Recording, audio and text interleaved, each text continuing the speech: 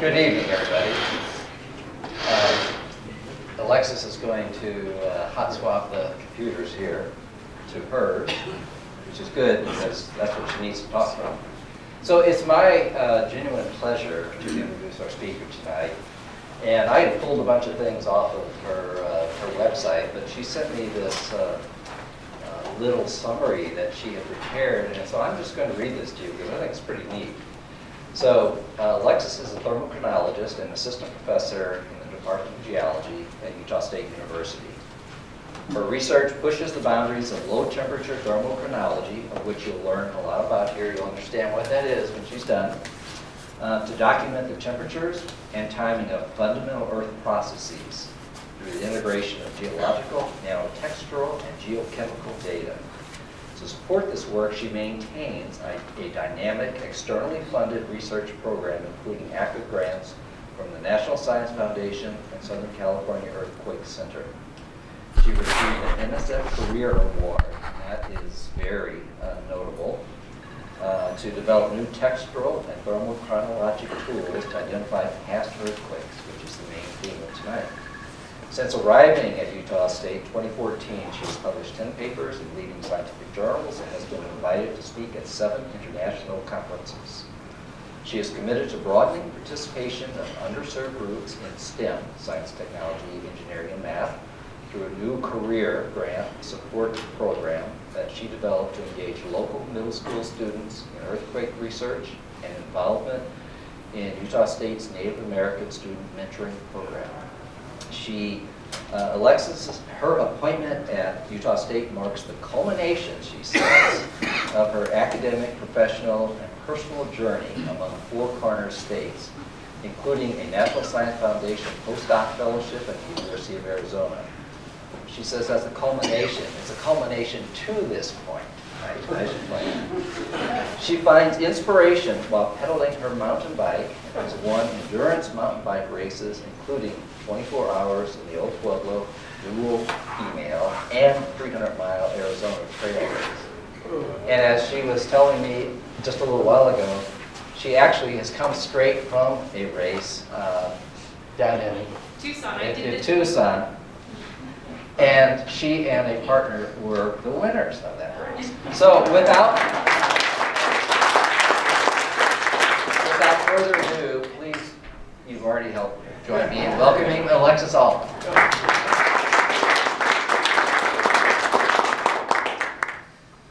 Okay, well, it's wonderful to be here this evening with all of you, and I want to thank Mike for inviting me to speak and John for hosting me this evening. This is the first of 2 talks. I'll be speaking, as you saw in the intro slides, tomorrow at lunch. And we will be delving in more depth into some of the fascinating textures that we're recovering from some of these fault surfaces, like this example right here. And actually, just a side note, some of the textures that you're going to see today are these fascinating polygonal grains, okay, hexagonal grains. And so I had told my race partner, Drew Laskowski from Montana State, that if we got on the podium at 24 Hours of Old Pueblo this past weekend, that I was going to get a tattoo of polygonal grains. And we won. My mom is not so happy about this. Anyway, you'll get to see what some of these polygonal grains look like up close and personal in part of today's talk. So, as John mentioned, I'm at Utah State now. I'm halfway through my 4th year as an assistant professor there, and I want to acknowledge a number of contributors to today's talk. These include Rob McDermott. Rob is a PhD student. He's actually a USU Presidential Doctoral Research Fellow who works in my research group, and Jim Evans at USU, and Pete Reiners at the University of Arizona. Jim Evans is a structural geologist, and he in fact placed one of these spectacular Hematite Fault mirrors. We're going to learn a lot more about these fault mirrors in today's talk, in my hands back in 2013, and that sample has literally transformed my career. And so I really want to acknowledge him for his collaboration. Okay, so I should also acknowledge the National Science Foundation, as John mentioned. I am the recent recipient of an NSF career grant. I've also been funded by a Standard Award and an NSF postdoctoral fellowship. I want to recognize 2 sources of funding from Utah State, including the microscopy core facility, which is supported by our Vice President for Research, Mark McClellan. Okay, so earthquakes are instantaneous and catastrophic events. Just not so long ago, we had a swarm of earthquakes along the Utah-Idaho border near Soda Springs. I unfortunately had not felt any of those earthquakes. I'm kind of bummed about that. And fortunately, none of these are catastrophic. But you know, this is one of the fundamental earth processes that shapes our landscape and also has an impact on our infrastructure. The way that I explore earthquakes is through exhumed faults. Now, what do I mean by exhumed faults? These are faults that were active and had earthquakes on them at depth in the past and are now exposed at the surface either by erosion or tectonic processes. And we study these exhumed faults because they provide us with the rock record of deformation and deformation processes and earthquake mechanics. And so what you will see in today's talk is that as a thermochronologist and as someone who applies thermochronology to structural geology and to tectonics, the past is the key to the present. And so what I do and my research group does is we use these exhumed faults to tell us something about modern day earthquakes, earthquake processes, and seismic hazards. So the foundation for today's talk is the idea that earthquake energy budgets estimate that 90% of the work done against friction during an earthquake dissipates as heat. So I was fortunate to see a talk recently by Christy Rowe. She's someone who also works on exhumed faults, and she reminded me of something that I do with middle school students when I work with them on earthquake science problems. And that is this idea of when you rub your hands together, right, you make heat. You rub them faster, they get hotter. And even more pressure, they get hotter and hotter. So that is essentially what's going on here. Okay, but it's important, this is important, especially when we start to think about something like thermochronology and how we can use something like thermochronology, which is what I do, to understand earthquake processes. So, let's cut to the chase.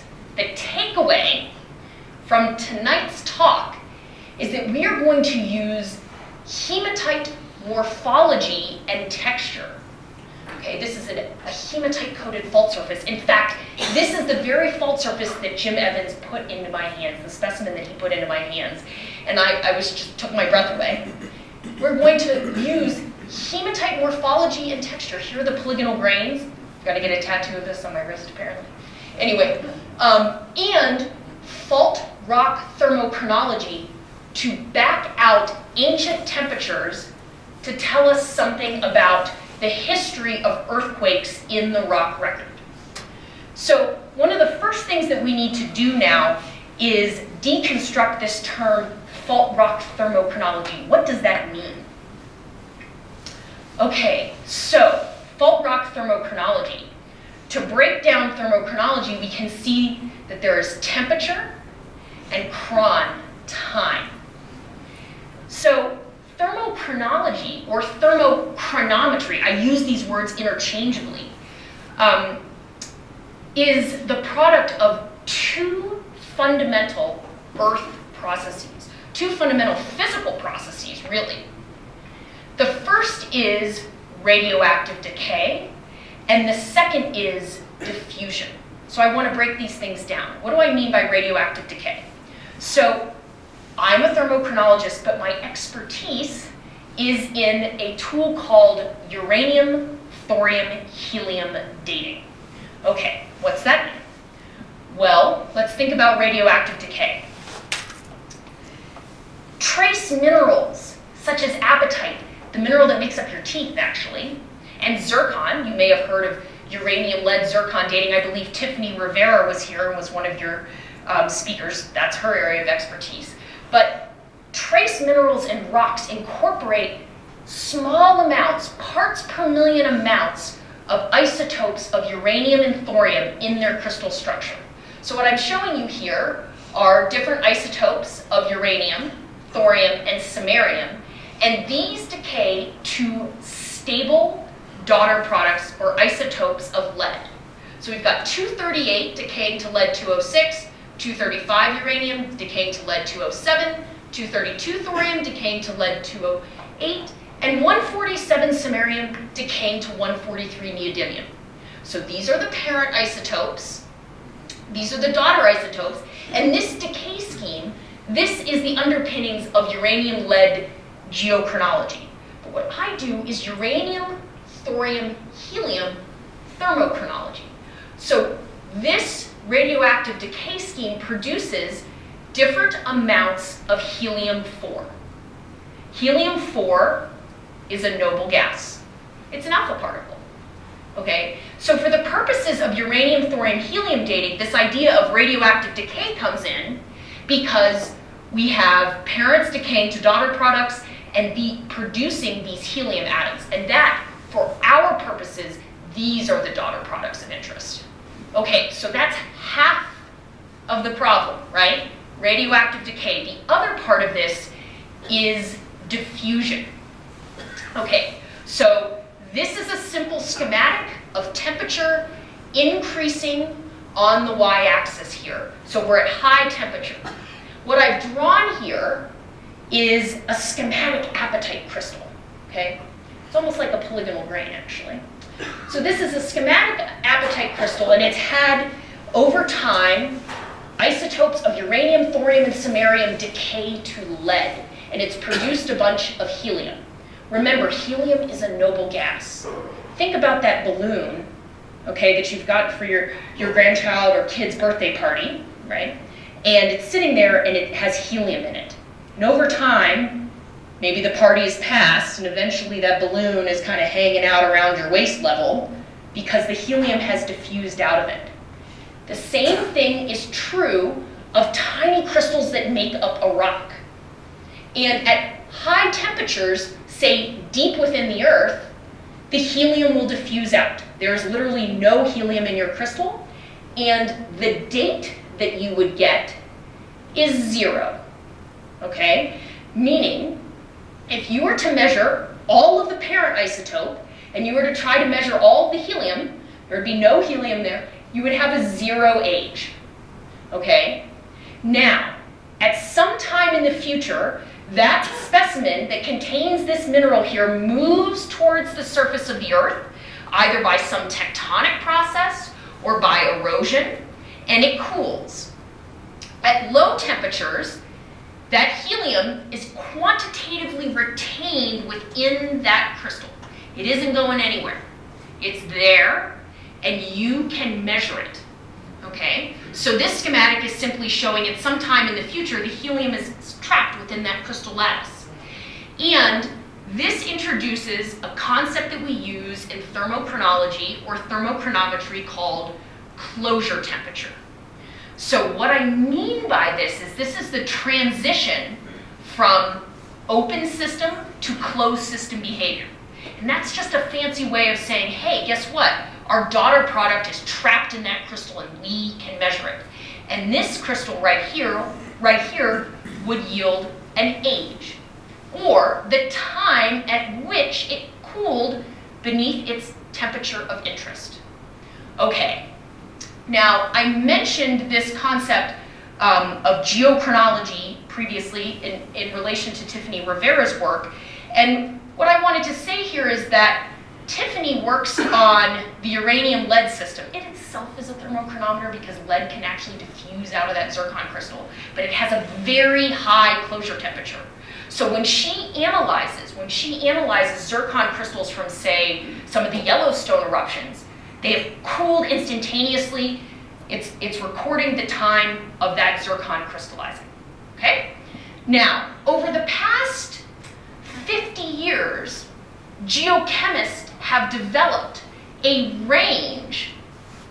full range of thermochronometers.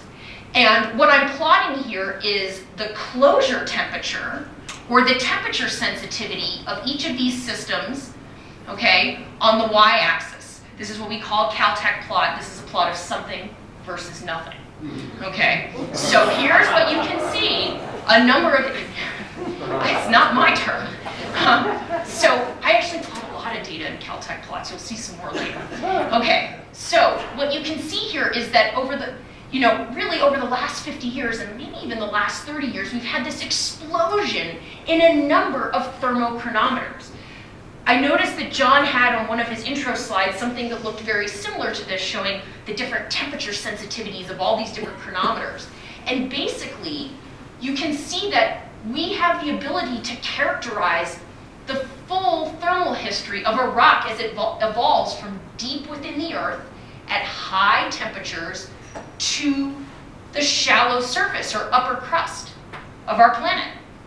So my expertise is, like I said, in the lowest temperature systems.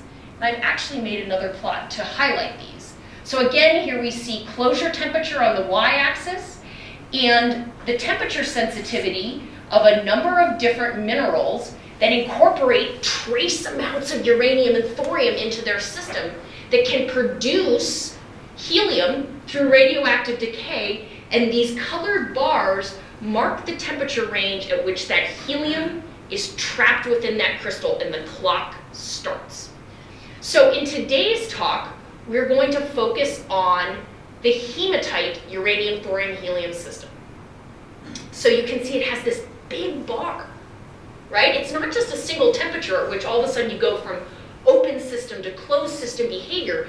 There's a range in temperatures here. And we're going to get into why that is in just a minute. Some of you maybe have heard of the apatite uranium, thorium, helium system. So what I'm showing you here are examples of apatite. These crystals actually come from Baffin Island, and are some of the most amazing grains that I've had the opportunity to work with in my career, because they're so beautiful and prismatic.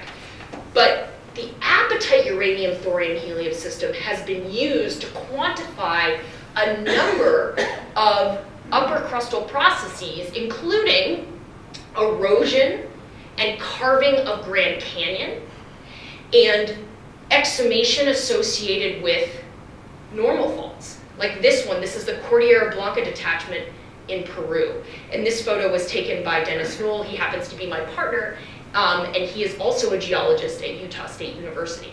So this tool here, apatite uranium, thorium, helium data, is useful for quantifying these earth processes, the timing of them, okay? Because it has a closure temperature or a temperature sensitivity between 30 and 90 degrees C. And we're gonna simplify this in today's talk and say, hey, for really rapidly cooled rocks, like in the footwall of a big normal fault, it's probably about 60 degrees C.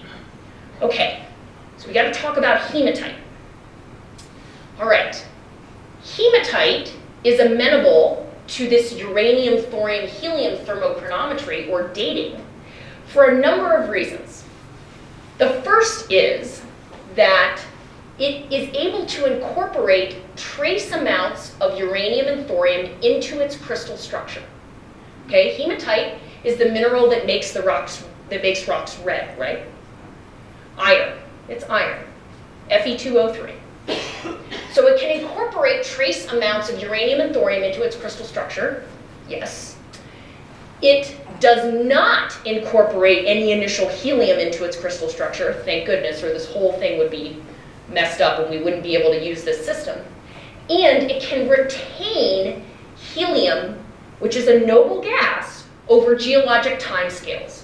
So for these reasons, it is a tool that we can use as thermochronologists to recover thermal information about Earth processes.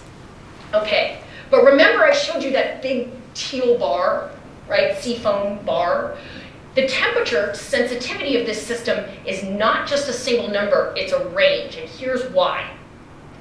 Okay, this is a scanning electron microscope image of a hematite specimen from Wales. And you can see that within this specimen, there isn't just one hematite crystal. There isn't just one apatite grain there. Remember, the apatite were just these individual grains. Let's go back and compare. Here's your apatite, right? A single grain. Hematite is commonly a polycrystalline aggregate. So anything that we work with in the lab and manipulate with tweezers is going to be made up of, for the most part, of a bunch of these crystals. All right? So prior work by Ken Farley and my former PhD advisor, Becky Flowers, and one of my postdoc advisors' master students showed that hematite has this complexity.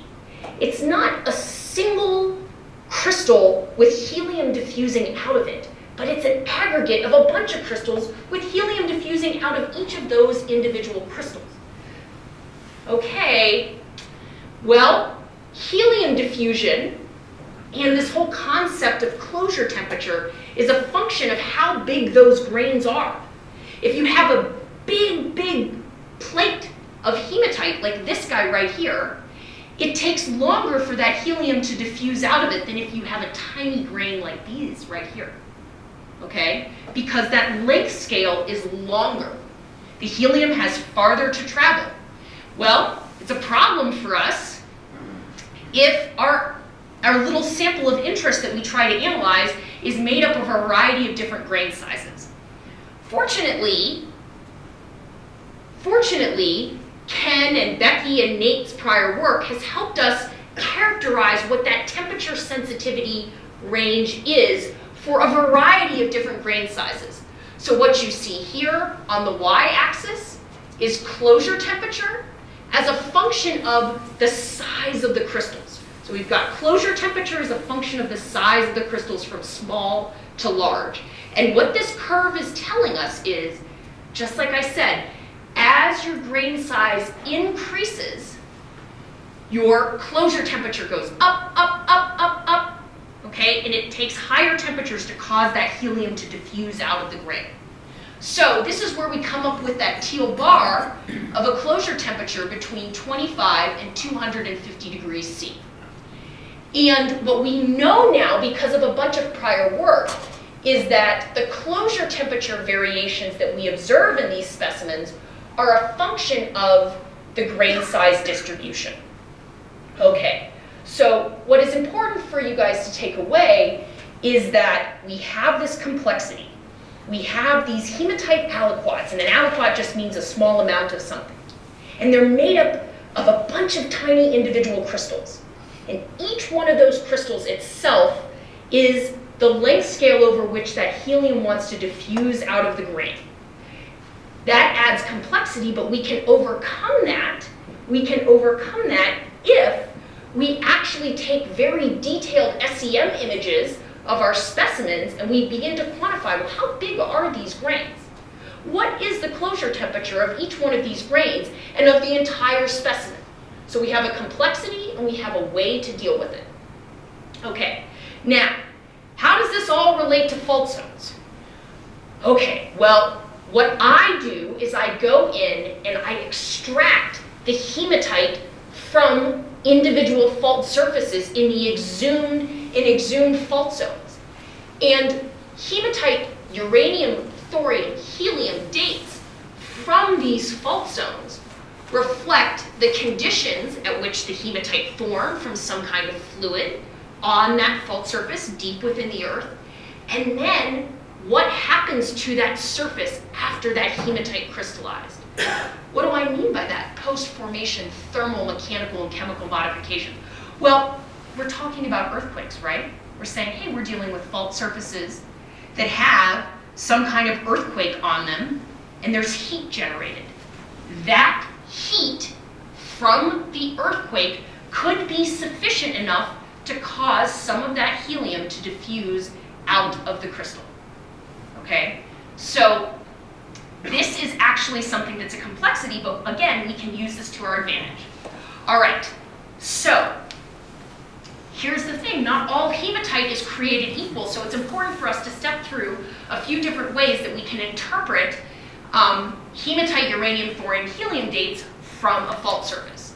So this is just simply a schematic, and what you're seeing here, I don't know what surface of the Earth looks quite like this, but what you're seeing here is that temperature increases with depth within the Earth. That makes sense, right? We have effectively 0 or 10 degrees at the surface, and we're increasing temperature with depth.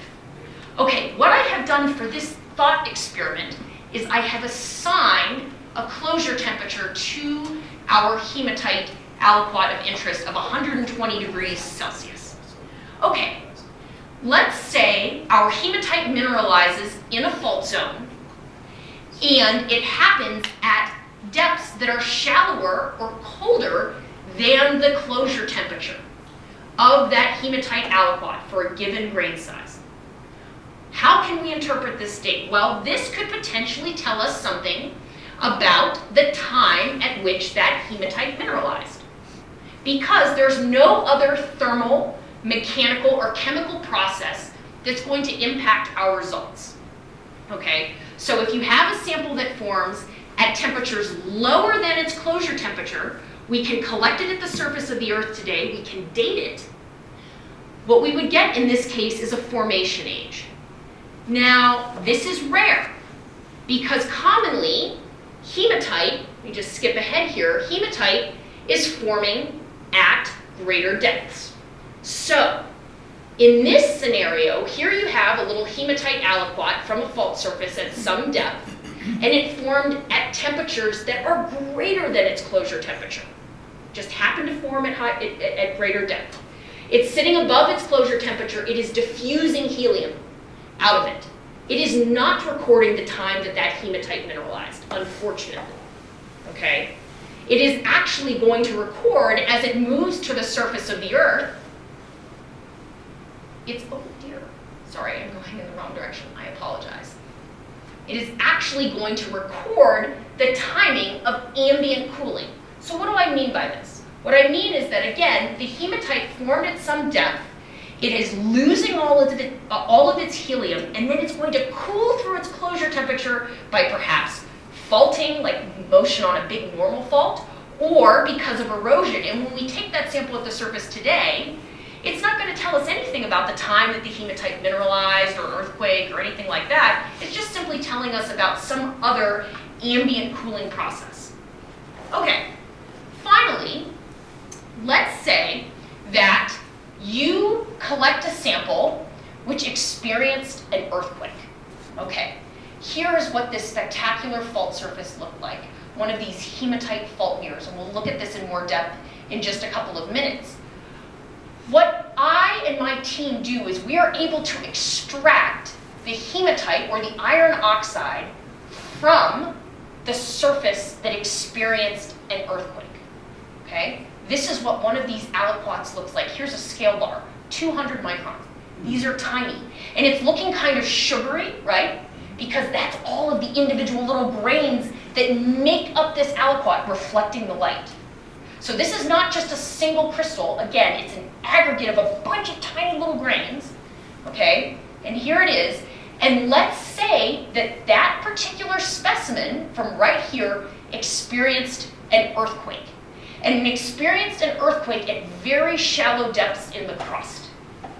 That would induce all of the helium to be basically lost from the crystals, right? So thermally activated volume diffusion, or what we call thermal resetting of our aliquot. And in this scenario, we are not recording hematite mineralization or the time that those grains crystallized. We're not simply recording ambient cooling, but we are recording the time that heat was generated on this surface by an earthquake. And so this is what we are going to explore in the rest of today's talk. Okay, so how are we going to do this? Well, the workflow that I have developed with my students is the first thing we need to know is what textures do we see on our fault surfaces? We like to do field work. We take our samples, from exhumed fault zones. We bring them back into the lab and we look at them at a variety of different scales. From the thin section scale, to the scanning electron microscope scale, to the transmission electron microscope scale, where we're down to like nanometers. Okay, so we want to characterize the textures and the grain size distribution. We do this so we can understand what the closure temperature or the temperature sensitivity of our aliquots are. We analyze the aliquots for hematite, uranium, thorium, helium dating in a lab at the University of Arizona. And the other thing that we do is, remember, we talked about this other tool, apatite, uranium, thorium, helium dating. We also acquire apatite, uranium, thorium, helium data from the host rocks that the hematite faults come from. Okay? Why do we do this? Well, we do this because it's a benchmark for comparison. Remember, we are working in fault zones. We're working in exhumed fault zones where there were earthquakes at depth. Now they're at the surface today. Okay? And those earthquakes were probably happening at the same time those rocks were moving to the surface. So if we want to know something about what the thermal structure of the rocks were surrounding our faults, we need to use this tool right here as a benchmark for comparison. And I'll show you an example of this in action. So my research group and I have been working in a number of fault zones around North America, and I'm just showing you some of the locations here. We've been working in the Eastern Denali Fault Zone. We've been working in the Front Range of Colorado, and these enigmatic neoproterozoic quartzites, seismic injectites, also exposed in Colorado. We've been working in the Sandia Mountains outside of Albuquerque, and also in the Mecca Hills, which is a part of the world where the southernmost San Andreas Fault Zone is exposed. In today's talk, we're going to focus on data from the Wasatch Fault Zone. So as I mentioned, this is the work of my PhD student, Rob McDermott, and his undergraduate research assistant, Kelsey Wetzel. Okay, how many of you are familiar with the Wasatch Fault? A few hands are going up, okay. So the Wasatch Fault is a 370 kilometer long, seismogenic, segmented normal fault. Okay, let's break that down. Seismogenic, there's earthquakes, okay? Segmented, it means that it's so long that when an earthquake occurs, only portions of the fault zone rupture, okay? So the area that we're focused on is in the north central part of the Wasatch Fault. So what you're looking at here is a DEM of the Wasatch Mountains, and you can see here's the trace of the Wasatch Fault. And what I've just delineated here, it's kind of tough to see, but these blue lines, these are the segment boundaries between these different portions of the fault that have sort of unique rupture histories in the past. So we're going to zoom in to this yellow rectangle right here. And what I'm showing you in this zoomed in map is, this is now brand new, well, it's not that new, a couple years old now, LiDAR imagery from the Brigham City segment of the fault. And here is the mapped trace, the quaternary mapped trace of the Wasatch Fault. And this is the footwall block, and this is the hanging wall side. So what does that mean? The footwall side, we've had these basement rocks come up to the surface. And in this part of the Wasatch Fault Zone, we have brought to the surface 2.45 billion year old gneisses and granites. These are old rocks. And they are cut by the fault zone itself. It's not just a single plane, but it's a whole zone that's 500 meters wide that is cut by thousands, tens of thousands of these hematite-coated fault surfaces or fault mirrors. So let's take a look at some of these. So this is what the damaged zone looks like. These are middle school students collecting their own hematite-coated fault surfaces They are from the Promontory School of Expeditionary Learning, and as John mentioned, I work with these students both in the field and the lab to learn more about earthquake processes. So this is what this footwall damage zone looks like. Again, it's not just a single fault, but it's like the dog's breakfast, right? This is what a famous geologist, Clark Birchfield, who taught me structural geology, said, these are rocks only a mother could love. They're very, very messed up, okay? But there's beauty in the chaos, as you will see. Okay, so what I want to do is zoom in to this dog's breakfast and take a look at some of these faults. Okay, this is an example of one of the hematite-coated fault surfaces. So in the field, we observe these purple to black, red-brown faults that are cutting this ancient granite or ancient gneiss. Some of them are what we call polished, quote-unquote, high-gloss, light-reflective surfaces, and the term that I'm going to use in the remainder of the talk is fault mirror, okay? Because you can literally see your face in it, okay? These fault mirrors are co-located with specularite veins in the field. So specularite is that platy hematite that you guys saw in that SEM image, right? And then, Mike, you probably saw a bunch of specularite at the Tucson Gem and Minerals show, right? So specularite and the hematite fault mirrors are co-located. Now, why is that? Well, we're talking about an iron oxide vein in a very strong granite. So if you are ever going to localize an earthquake in a strong rock, you're going to put that right where the weak minerals are. So it's not surprising that we see these fault mirrors developing in the same place in the field where we see these specularite veins. Okay, let's zoom in even further. Okay, so here are some of the specularite veins. You can see this relationship again, and now you're looking at one of these SEM images. We're now zooming way in. Here's your scale bar at 50 microns. So what you see here are hematite plates, still preserved. There's a little bit of interstitial quartz. That makes sense because the specularite is cutting across a granite, which has a bunch of quartz in it. And as we start to look at these fault surfaces, we see right at the fault surface, we lose some of these beautiful plates.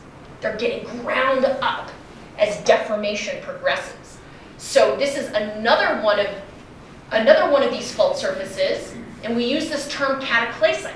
What that means is that some of these surfaces show evidence of the hematite getting really ground up during deformation. And zooming in even further, this is a little bit out of focus, you can see that it contains all these angular pieces of hematite that have been broken up. Okay, I have to interject and tell you a brief story about perseverance. So when I first submitted some of this work to a journal called Geology, I got my reviews back, and one of the reviewers, who is a colleague and I would say a friend, Laurel Goodwin, said, well, this is all very nice, Alexis, but your SEM images basically suck. She said it in a nicer way than that, but she was right. The SEM images, the scanning electron microscope images that I had acquired at the University of Arizona were not cut in the mustard, okay? It was not good enough. They were blurry. And so she was like, I would be more inclined to believe your arguments about grain size distributions and all this stuff if I saw some actual in-focus SEM images. Now, why are my images out of focus? Well, that's because we're at freaking 500 nanometers magnification. It's very hard to take images at that scale. But here's the thing. We had a brand new field emission SEM at Utah State University, and I frantically called the lab manager and I said, hey, I need to get on your SEM immediately to retake these images. And she said, sure, of course, no problem, come over. Fernand is amazing and incredibly accommodating. And when I went over and I put my sample mount into the SEM, got it pumped down under vacuum, this is what I started to see right at the fault surface. Right at the fault surface is this texture. These really interesting polygonal grains. Now, John didn't mention this, but I had, in a past life, or my master's, I did a bunch of metamorphic petrology work at the University of New Mexico, where I learned all about things like recrystallization in quartz at high temperatures. And when you recrystallize quartz at high temperatures, guess what you make? Polygonal grains with perfect 120 triple junctions. I said to Fan Ann, I said, this is evidence of heat. This is evidence of heat on these surfaces. My uranium, thorium, helium data, I kind of had this story cobbled together, but I was like, the textures are telling us the story. And that is what is going on here. Okay, so at high temperatures, when you have an earthquake from friction-generated heat ripping across your fault surface, you have enough heat to literally instantaneously recrystallize your grains. So you go from this kind of ground-up cataclysite mess to this, right at the fault surface. So I frantically made some new figures for my paper, and it was accepted. So persevere, also use technology. Yes. Okay, so I just want to, because if you can't make it to tomorrow's talk, I just want to show you some more of these polygonal grain images. So this is an image that Rob McDermott just took the other day. It's kind of an oblique view. Here's the fault surface right here, okay? And you can see all of these polygonal grains emerging. And the crazy thing is, look at this. So we're moving perpendicular to the fault surface. By the way, check out this scale bar here, 5 microns, so small. What you see is that the grain size actually reduces as you move away from the fault surface. So you have huge polygonal grains right at the fault surface. Look at this guy. It's probably maybe a micron, 2 microns in diameter. But then look at these tiny little polygonal grains, tens of nanometers across. So when we see this gradient in grain size, you know what that makes me think of? Chilled margins or quenched margins, like on a mafic dike. This is definitely evidence of heat. So it's hot, and it stayed hotter longer right at the fault surface, and it quenched and was colder away from the fault surface, making tiny little grains. Okay. Okay, let's just look at one more. Look at these guys. 500 nanometers. We're really zoomed in, but you can see them here, right? It's true, we do see polygonal grains everywhere now, hence the tattoo. Okay, so no one has done rotary shear or lab simulated earthquake experiments on hematite to know what the textures would look like. Good news, that's what we're doing in the career grant. My postdoc is working on that. That if anybody wants to ask questions afterwards, I'm more than happy to talk about it. But what I started to think of is where else in earthquake rocks do researchers see these textures? It doesn't have to be hematite. Okay, here we go. Here are some hematite dry heating experiments. These are, again, you've just taken a hematite powder, you've put it in an oven, you've heated that stuff up to 1,000 degrees C, start to recrystallize and make polygonal grains. Here, in carbonate, in rotary shear experiments, okay, this basically means you've simulated an earthquake in a lab, you've made polygonal grains. So what do we think? We think that these polygonal textures require temperatures in excess of 1,000 degrees Celsius. And we think that they're associated with recrystallization, annealing, or sintering, okay? These are kinds of terms that you might encounter if you're thinking about pottery, for example. People who work in the pottery realm oftentimes are dealing with glazes and hot temperatures, and they see some of these textures as well. So the textural evidence is telling us something about the heat. Now, what about the thermochron? We've got to get back to the thermochron. Okay, Caltech plots. So here we have hematite, uranium, thorium, helium date on the y-axis. And what you're looking at is all of the hematite, helium data that Rob and I have acquired over the past 4 years. All right? Each one of these points here, each one of these symbols is a different uranium, thorium, helium date, and they have been color-coded according to their sample. So we have a boatload of data, but what patterns can we tease out from this? Okay, remember that I told you all that the data that comes from the fault surfaces or the fault mirrors, that those surfaces are co-located with the veins. Well, what does the data from the veins look like? Well, the specularite veins, which are shown over here, yield uranium, thorium, helium dates that are old. 90 to 11 million years, average dates. Some of these individual dates are as old as 110 MA. Now, if you're familiar with regional tectonics in the area, this is the time of the severe orogeny and maybe a time at which that hematite mineralized, okay, in the granite. All of our fault mirror dates or fault surface dates are young, okay? 15 to 2.5 million years old. So to first order, we know that since this hematite crystallized, it has undergone some kind of daughter loss. It's undergone some helium loss, okay? That's the first piece of evidence that something interesting is going on here. The second piece of evidence comes from comparing the hematite helium data from the mirrored surfaces from what the ambient cooling history is if you take a sample of the granite from, away from the fault zone. So if you acquire apatite helium data away from these fault mirrors, the result that you get is 4.5 million years. What does that mean? 4.5 million years ago, the granite rocks were coming up to the surface. That's what that data is telling you. They're being exhumed in the footwall of the normal fault. But guess what?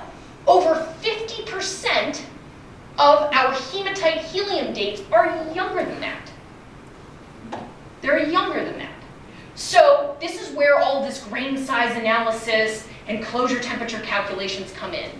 And I just want to step through this pretty quickly, but if you do the grain size analysis of your fault mirror samples, you would get closure temperatures of 115 to 90 degrees C. The apatite helium closure temperature is 55 degrees C. So what does that mean? If all of these hematite fault mirror dates if all they did was record simple footwall cooling in the Wasatch Fault zone, so erosion or tectonic exhumation, we would expect that the hematite helium dates should all plot over here. They should all be older. But half of them are not. They're younger. And that is because something else has happened to those fault surfaces to induce helium loss. So the hematite helium dates, some of them are too young to simply record footwall exhumation. Okay, Rob is a very patient person.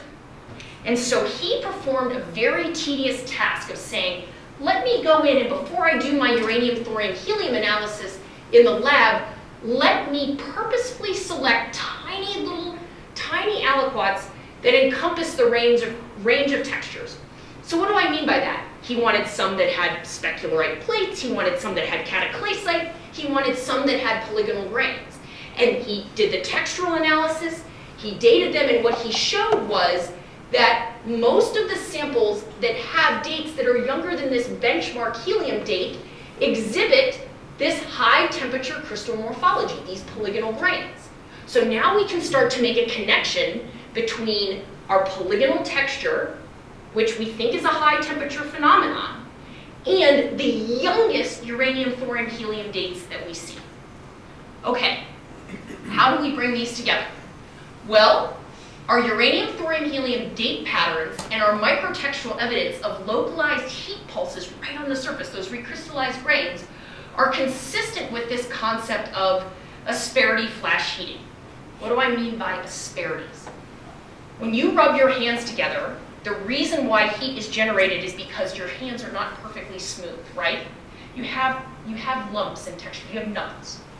I had some choya in my hand this weekend, so I don't know if I can do this, but so your knuckles are the roughness on the fault, right? Those knuckles, these knuckles are the asperities on a fault. A fault is not perfectly smooth.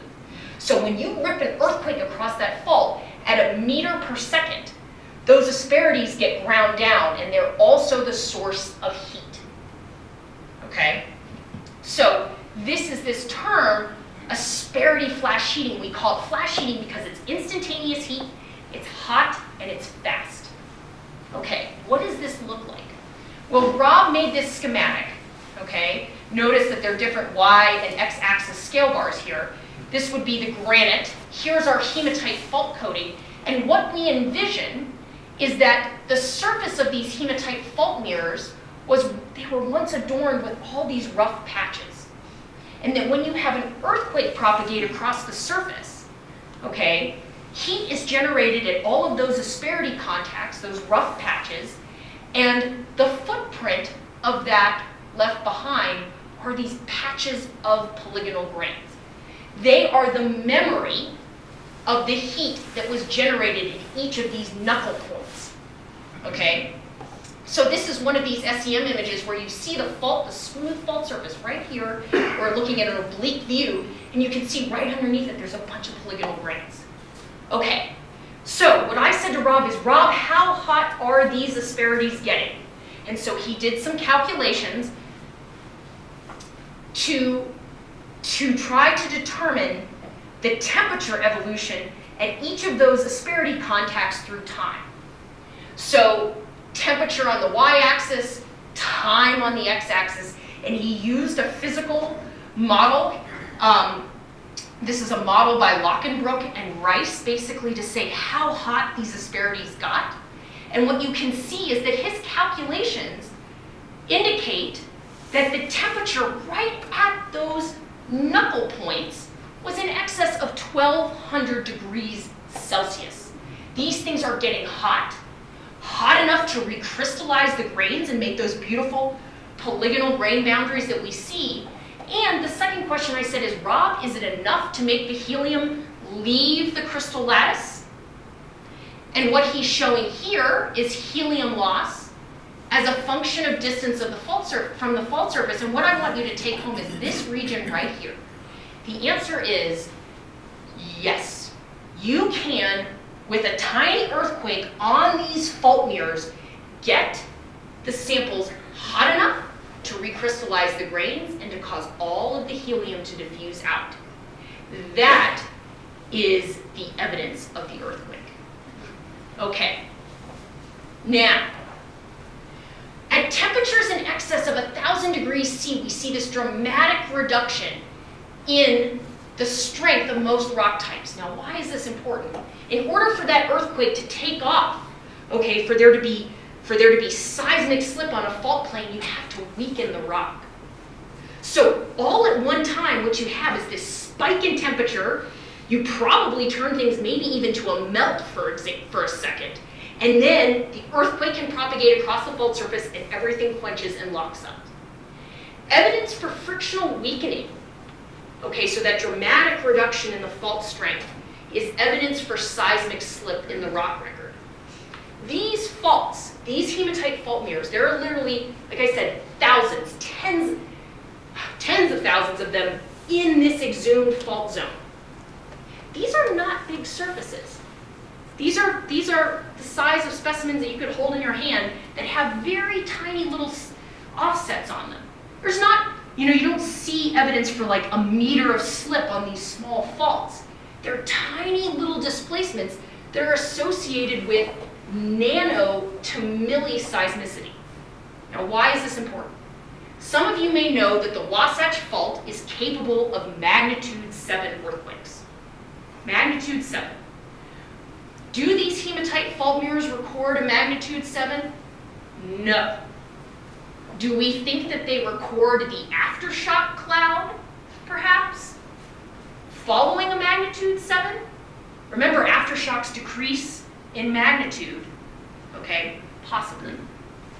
Or do they record the readjustment through a series of tiny, tiny earthquakes that are themselves, they're not aftershocks, but they're just their own earthquakes, following a big earthquake? Maybe. But these are small events. And this is really important. The seismologists are like, how do you accelerate and decelerate on such tiny surfaces? That's not my area of expertise, but it's happening. Okay. All right. So, what we see is a complex distribution of these textures on the fault surfaces and a complex distribution of heat. So a common question that I get is, okay, Alexis, you just told us that your youngest dates that are less than 4.5 million years are telling us that there were earthquakes on these faults. Do each one of those data points on your plot, is that a different earthquake? Are you dating individual earthquakes? Because that would be like a holy grail. And the answer is no.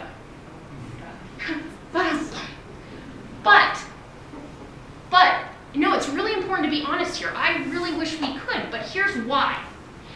I am really good at manipulating samples that are very small, okay, with tiny tweezers under a stereoscope, but I'm not that good. And the specimens that we are dating are larger than any given one of these little patches of recrystallized grains. And many of these faults show evidence of multiple slip events, multiple earthquakes on them. So there is a complex and heterogeneous distribution of heat in any given aliquot that we feed to the laser in the mass spectrometer. So we cannot isolate individual events, but we can show evidence of friction-generated heat, which is telling us that there was an earthquake there to begin with. And that's a heck of a lot better than we could do in the past. Okay? So, what's going on in this fault to wrap up? Okay, in the past, perhaps during the severe orogeny 110 to 90 million years ago, there were specularite veins that formed and cut across the Farmington Canyon complex granite that's 2.5 billion years old. Okay? At the SEM level, they look like these plates right here. Okay? Now, fast forward to the Wasatch Fault, which started to be active about 12 million years ago. So we have mineralization at about 110 million years. Fast forward, all of a sudden these veins, okay, these zones of weakness or rheological zones of weakness become the locus of deformation in the Wasatch Fault zone. And those beautiful specularite plates are getting ground up, okay? The rock is now entering the seismogenic zone in the crust, okay? In the upper echelons of the seismogenic zone, the upper 2 to 3 kilometers of the crust, strain and deformation is continuing to be localized on these hematite fault zones. And what we see, okay, is the development of these spectacular hematite fault mirrors and the recrystallization of these grains and the loss of helium from these grains that tell us that there was then an earthquake on these fault surfaces. This fault surface right here, when you look at the surface itself with a scanning electron microscope, has 7 different striation orientations. So how many of you have been out in the field and you've seen a fault and you've seen the striations on it that tell you the direction of slip, right? Slicken lines. There are 7 different slicken line orientations on this fault mirror. This fault has been activated again and again and again and again. And the last event, okay, was the one in which it recrystallized these grains. Because we see them right at the fault surface. We don't see them wrapped up at depth. We see them right at the fault surface.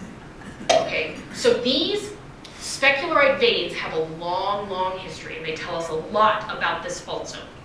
Okay, and the important thing is that the textures, together with the uranium, thorium, helium data, tell us that these faults got hot and that the type of deformation that was accommodated here was, in fact, seismic in nature. Okay. Are these aftershocks? Possibly. When are they happening? After 4.5 million years ago, because that is younger than the benchmark. Now, the apatite helium benchmark, does that mean that you couldn't have had earthquakes at greater depth on these fault surfaces? Oh, absolutely. Absolutely you could. But it's happening at depths where the helium would just diffuse out of it. So you don't record really anything there. Okay. Last slide. Not all hematite faults are created equal. So I have shown you textures, polygonal grain textures from fault mirrors today. This is actually a specimen from Chile that will be the subject of tomorrow's talk, this specimen right here. So we see fault mirrors with these spectacular polygonal grains. This is telling us something, this recrystallization process is telling us something about earthquakes and heat. Most of the faults that I and my students have worked on look like this. These sort of burnished, metallic, striated fault surfaces. This is an example from the Mecca Hills in southernmost San Andreas, near Palm Springs. Here's what the textures look like. Right at the fault surface. We don't see polygonal grains. We see these blades. Okay, these blades.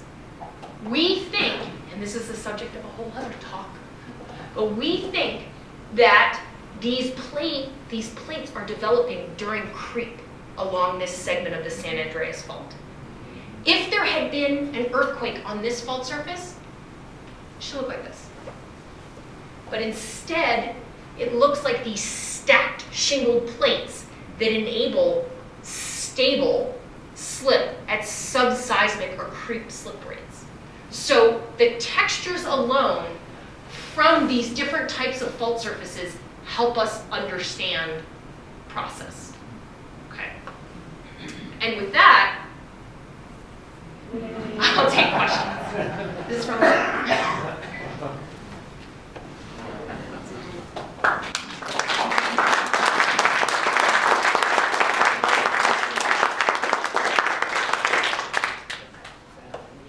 okay.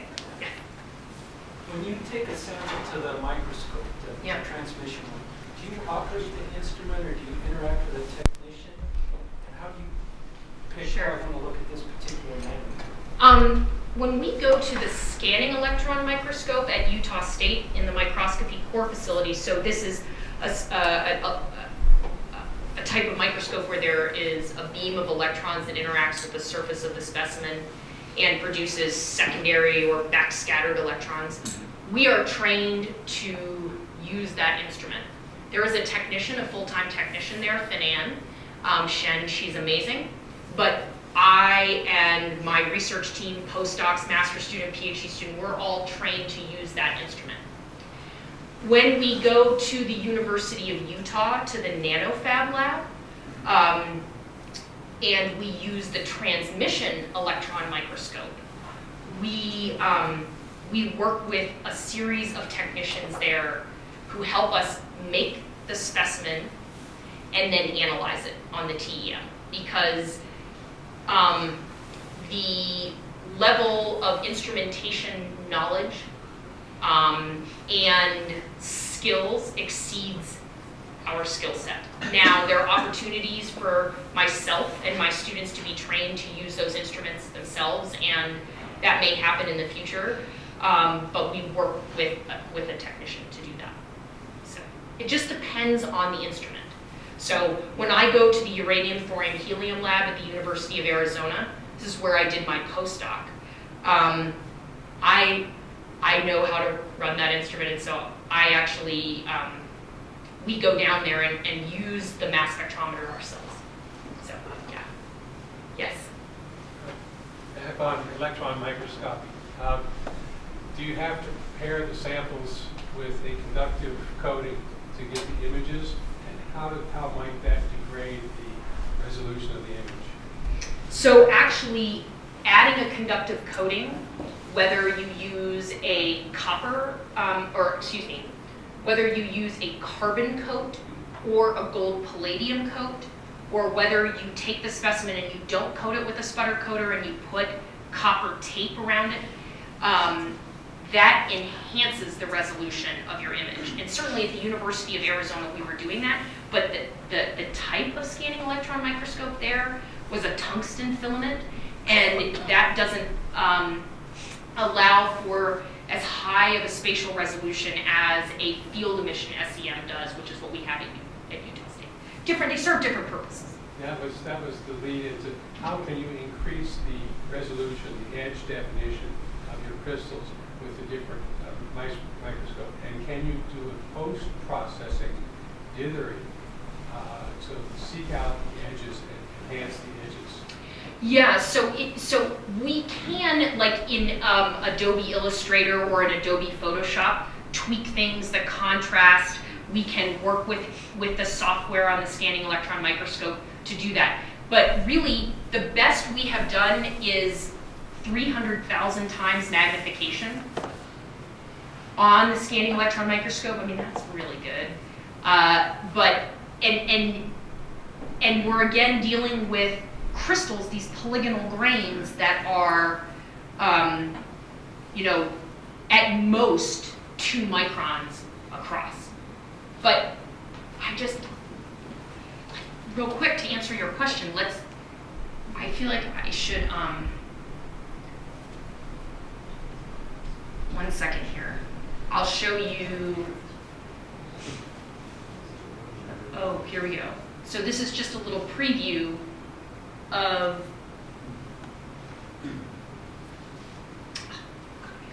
this is a preview of tomorrow's talk.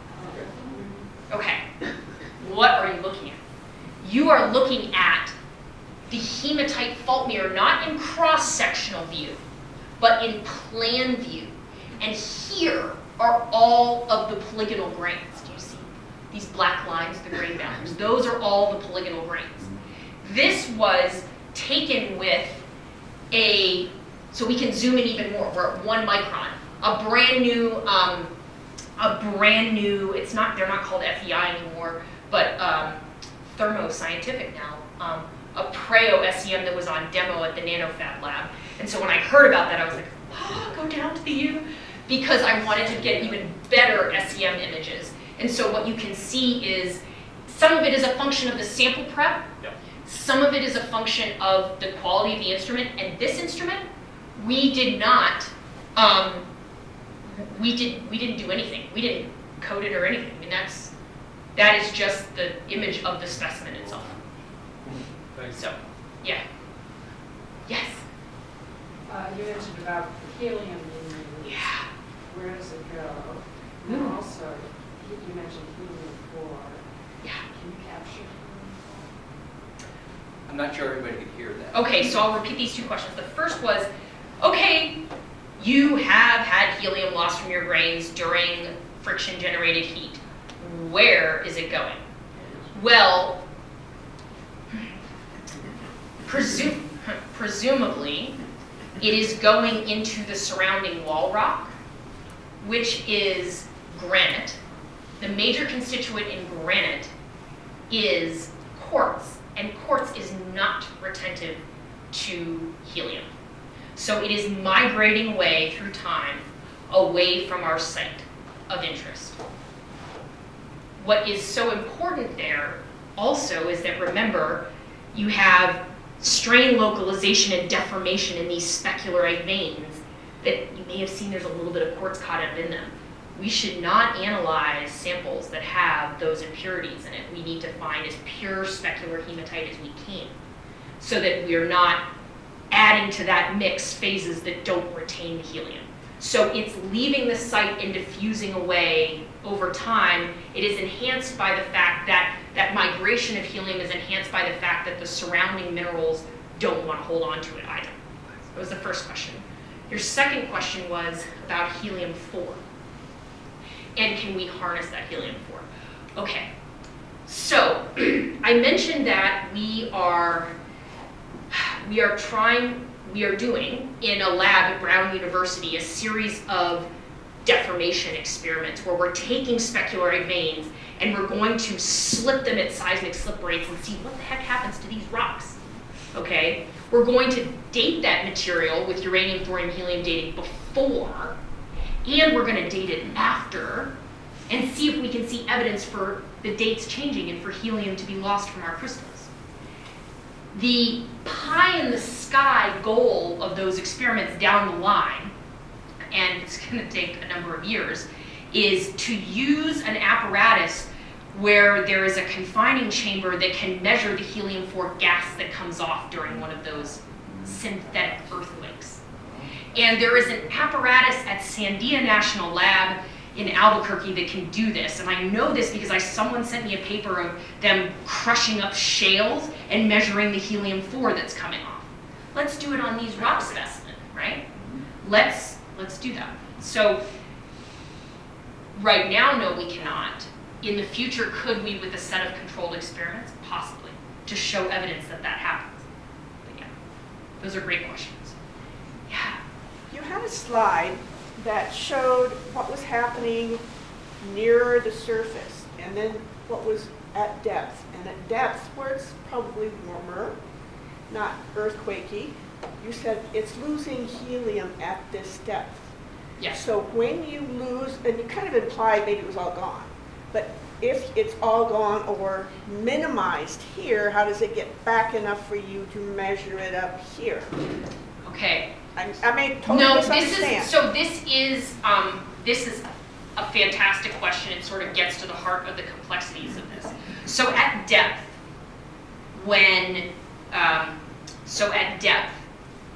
maybe you're at 10 kilometers down. You're still within the seismogenic zone. You're still at the place at which these small faults can accommodate deformation, or probably taking them some deformation in the fault zone.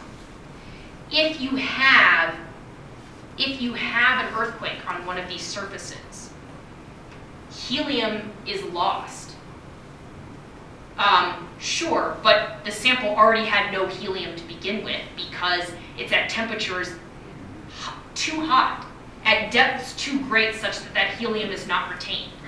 So basically, once you bring it through its closure temperature, then the clock starts. How does it get helium back? Because It's radioactive decay is always happening. Okay? So in your samples, radioactive decay is always happening. That hematite incorporates trace amounts of uranium and thorium. There's no samarium really in there, but uranium and thorium. And the different isotopes of uranium and thorium are always decaying at a constant rate to make lead. Whether the helium that's produced by that intermediate decay chain, right? It's not just a single shot decay to lead, but it produces 8 alpha particles, 7 alpha particles of different isotopes. Whether that helium sticks around is a function of the temperature regime that it feels. So if you're deep within the Earth, your date is 0 in the uranium, thorium, helium system. As you come towards the surface, all of a sudden, it's no longer energetically favorable for the helium to leave your hematite aliquot, so it stays in there. So the production is continuing. Production is continuous, whether the helium is trapped in the crystal or it's leaving is a function of temperature. At the shallowest levels, it is trapped. Unless you have an earthquake that causes enough heat to cause all the helium to leave the site, to have all the helium leave the site. If that earthquake happens at depth, it doesn't, your uranium, thorium, helium system can't see it because it's already losing helium anyway. It's not sticking So in the is it crystal. at surface or a little below, is the uranium continuing to create the helium? So Yes. if you have Our- ongoing creation, how can you then, or is it just because of time and it's a cosmic time, geological time, and it's close enough? Well, what is true is if we came back in like 200,000 years, our sample would be 200,000 years older. Right. You know, in a million years, it would be a million years older. It is what it is today, what we measure. You know, what we measure today is what has been produced since it came through its closure temperature. So, to just emphasize this point again,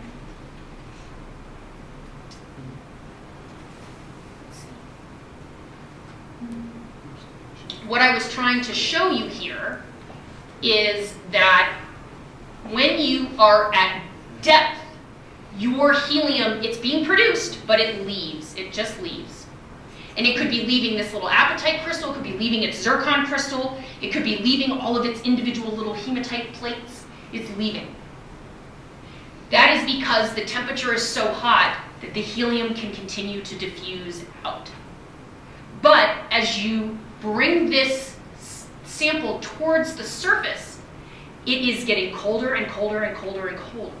That means that the rate at which the helium is diffusing out of your sample of interest is going down, till eventually it doesn't leave. And that transition from open system behavior to, okay, it looks like it goes back in the crystal. That's me getting crazy with keynote animation. But the temperature at which you go from open system to closed system behavior, that is that specific closure temperature. And in the hematite system, it's totally a function of what the size of all of your individual grains are. Yeah. However, in my limited understanding of uranium decay, is it not then at that level continuing to create this helium, and isn't that going to be a variable that you either have to account for or something? Oh, yes, it absolutely is. And yes, you want it to, because if it wasn't, your date would be 0. You would have no helium being made. So the uranium and the thorium is just constantly going like this. And your helium, it's like, I'm trying to do this. Your helium is either sticking around or it's leaving. And that's a function of the temperatures that it experiences. Isn't it also a function of the uranium production? That's constant. That's constant. Okay. Radioactive decay is always constant. It's just always happening. The decay constants are what they are. Okay. Yeah. Body rate doesn't change, it's locked in. Yes, and the amount of uranium, remember I said that it's fixed. The amount of uranium and thorium, I mean, that is, that's a function of what that crystal chooses to take up. You know, that's a function of what it chooses to take up when it forms. Or what's available. It's not choosing, that's the answer. What's available to it, yeah. Yeah. Yeah. So, they must have either trenched the Wasatch Fault or some of these other faults to produce dates for large earthquakes where they can see displacement. Have you been able to correlate your data where you think you're measuring aftershocks of these large events to actual other data? Great question. So, Repeat the question. So the question has to do with paleoseismic studies, which are telling us something about the recurrence interval of earthquakes in the Holocene, and kind of as far back as radiocarbon dating can take you. So in the Brigham City segment of the Wasatch Fault,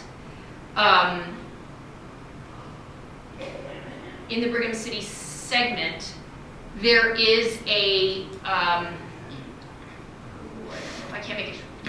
there is a trench site that is located right in here. And the most recent earthquake, and this is dated by an offset radiocarbon layer, was 1,200 years ago. And it's a spillover event that initiated on the Weaver City segment down here, propagated northward, came across this segment boundary, and impacted this reach of the fault. So folks at the Utah Geological Survey have done a lot of that work, backing out the Holocene recurrence intervals. Other researchers have taken that time frame and recurrence interval data sets and extended them back to the hundreds of thousands of year time frame using GPS. We do not have a large enough data set yet to begin to see those kinds of signals. But here is my thought, my idea about this. So remember, each one of our dates, it doesn't necessarily record a single earthquake. It might, but we can't definitively say that it does. But let's say that we don't have 114, n equals 114. Let's say we actually have n equals 300. That's a lot of money, but in analyses. But let's keep building this data set over time, and then let's plot it up as a probability density function, such as what Rob has done here, And now let's have a massive data set and start to see, do we see peaks in that which tell us something about times when helium was lost from these grains, and what is the periodicity of that? That would be interesting. But that's going to take probably, at least 2 more graduate students. But yes, so that is what we need to bridge that gap. What is important is we have extended the record of seismicity in the exhumed fault damage zone back to at least 4.5 million years. Could you explain how the apatite gets the helium? How does it begin to not create it, but begins to attach itself to the helium, gets into the Crystal. crystal? So there are trace amounts of uranium and thorium that are incorporated within the crystal lattice. Apatite is a calcium phosphate. That stuff is substituting in for the calcium and in vacancies. Hematite, it's been a question of like, well, how are you getting hematite in there? Is it just adsorbed onto the outside of it? Is it actually in the crystal? And we've done some leaching experiments to show, no, it's actually in the crystal. So it is part of what is incorporated when that mineral, apatite or zircon or hematite, crystallizes. And it's in the crystal lattice. So that is the uranium and thorium that starts out there, okay? And that uranium and thorium is always decaying to lead, and it is making helium during that decay process. That helium will also stick around in the lattice if you're like, at near surface conditions. But if you're in the earth, it starts to diffuse out, like your helium-4 diffuses out of a balloon. One last question, as Mr. Culver's over here. Bob? Oh, okay. Can you explain the time scale of the uranium, thorium, helium decay? This is not in days, this is not in weeks, this is in eons, right? It takes a long time for those decay processes to build up helium in the crystal. Yes. And then the diffusion rate is also very great. So we're talking about large time scales, and also large time scales as the sample goes up and goes into the closure area. So this is not just at the snap of a finger, which I can't do. Yes. And so the, oh man, I feel, this reminds me of being in my comprehensive exam. Sorry. But this is like, what is the decay rate of, what is the decay rate for 238 uranium?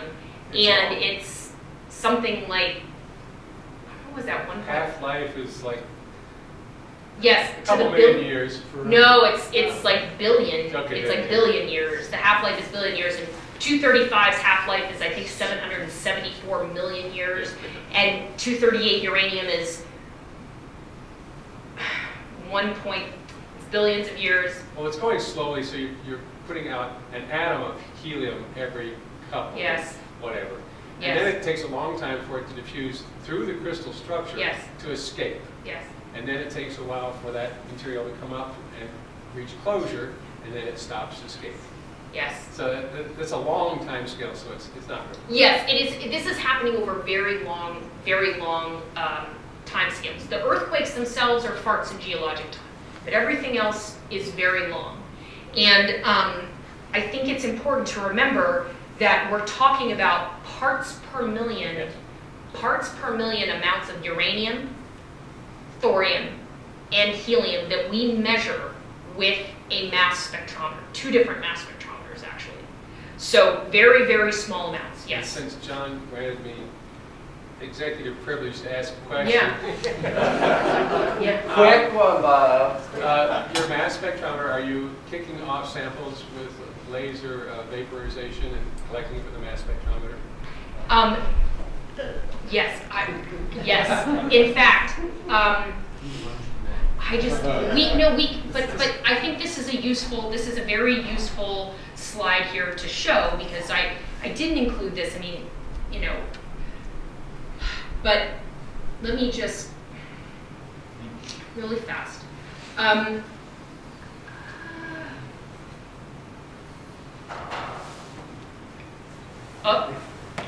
Well,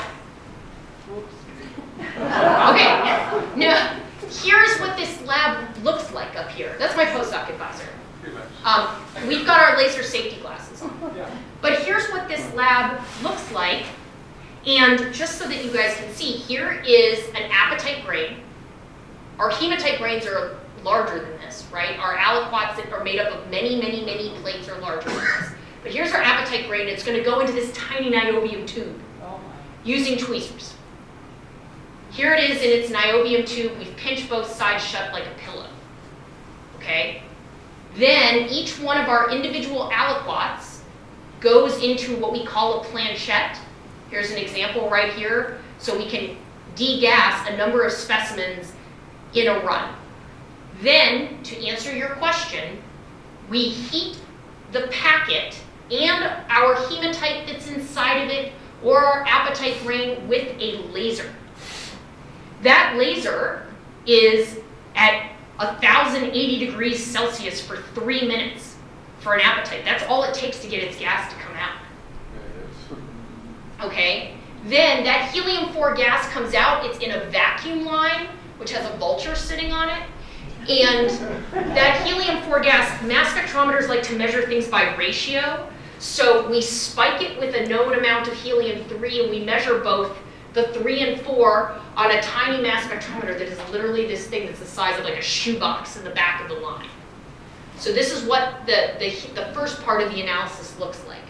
Then we need to get the uranium and thorium out of the crystal. We have to dissolve it. We have to dissolve our aliquot. We then again want to spike it with some known amount of uranium and thorium so we can measure by ratio. And we measure our uranium and thorium on an inductively coupled plasma mass spectrometer. So this is what this process looks like. And in Pete's lab, which is not automated, which you would not want it to be, because if you heat your sample up too fast, iron oxides have a lot of impurities, water and things like that, you're going to blow the packet up. And then, so an automated system cannot do that. You degas your samples manually. There's some parts that are automated. And, you know, this is at 2 a.m. And here's the laser right here going. And here we are. This is one of the other postdocs working in the lab. So anyway, this is, here are students, you know, looking engaged and interested in a packet that's being degassed. And if you want to know more, Yes. come to the lunch platform tomorrow, 12:15 at the whole upstairs in the little conference room there. So, Alexis, we have, thank you. Oh my here goodness, thank you. for Yeah. this, Oh, thank you so there, much. too. Awesome. Oh, wow. Okay. So again, lunch tomorrow. Alexis is going to follow up further on this topic. Fault in Chile is in the mix. And let's see, our talk the first Tuesday in March, we have Cynthia Blankenship is going to talk about the Gulf of Mexico and its oil and gas and the geologic evolution, which will be very interesting as well. So the usual drill, if you would, move the chairs to the side. Thank you and enjoy me.